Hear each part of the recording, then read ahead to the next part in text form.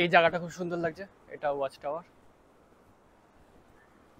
আর এইগুলো কেয়া গাছ, এখানে একটা বড় সড়ো আছে, জানি না কতটা বোঝা যাচ্ছে, প্রথম ব্লগ বানাচ্ছি তো অতটা জানি না।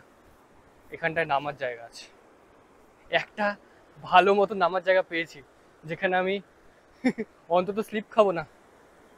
সব জায়গায় স্লিপ খেয়েছি, এই সব পাথরের মধ্যে থেকে আমাকে নামতে হয়েছে। ওই দিকগুলোতে একটা আছে যেখানে স্লোপ করা আছে, কিন্তু ওটা প্রচণ্ড স্লিপ।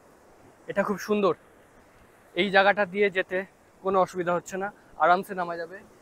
একেবারে ওই দিক থেকে এসছি আমি হাঁটতে হাঁটতে। এটা নিউ দীঘা না ওল্ড দীঘা আমি পরে বলবো, আমি তাও জানি না। এই জায়গাটা সুন্দর, ওই সাইড দিয়ে পাথর, এই সাইড দিয়ে পাথর, ওদিকে গাছ, এদিকে সুলভ শৌচালয়, আর একটা সুন্দর নামার জায়গা। এতটা ঘোরার পরে আমি একটা ভালো সুন্দর জায়গা পেয়েছি যেখান থেকে আমি নামতে পারবো। মানে আমি সব জায়গায় শুধু যেরকম দেখছি এরকম পাথর, সব জায়গায় পাথর, আমি পাথরের প্রতি হেঁটে দেখাচ্ছি কতটা রিস্কি এটা, বাট সুন্দর লাগছে দেখতে।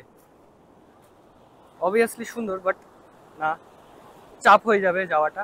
আমি আর রিস্ক নিলাম না, নেমে গেলাম।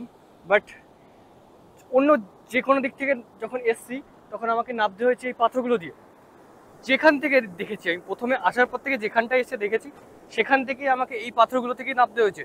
যতগুলো দেখেছি 3 জায়গায় নেমেছি, একটা জায়গায় পেয়েছি যেখানে স্লোপ ছিল কিন্তু ওটা স্লিপ ছিল। কিন্তু এটা ভালো, এটা সিঁড়ি করা আছে, এখান থেকে সিঁড়ি হয়ে এসেছি। এই জল চলে এসছে এতটা কাছে, ভিজে যাবো। খুবই সুন্দর, খুবই সুন্দর, খুবই সুন্দর।